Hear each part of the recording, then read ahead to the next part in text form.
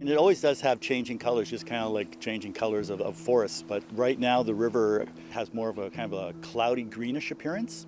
Typically it's very brown, particularly in the early summer months after ice has melted, because of a lot of the runoff that's coming from the smaller streams and tributaries carry with them a lot of sediment and organic material from the landscape.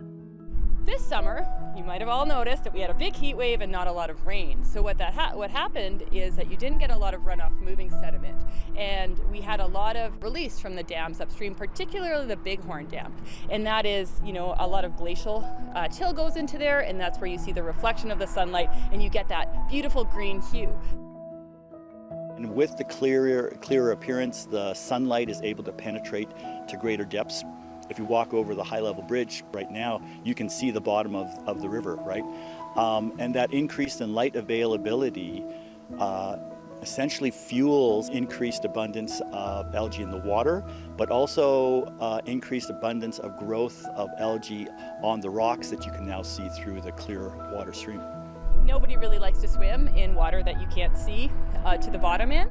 When it's clearer and people kind of recognize something that's more similar to a lake, they want to get in it a little bit more. I know from our river swimming Facebook group, we're getting a lot more hits of people coming in and asking about the river, asking about water quality, asking if it's safe to swim, and wanting to get into the river.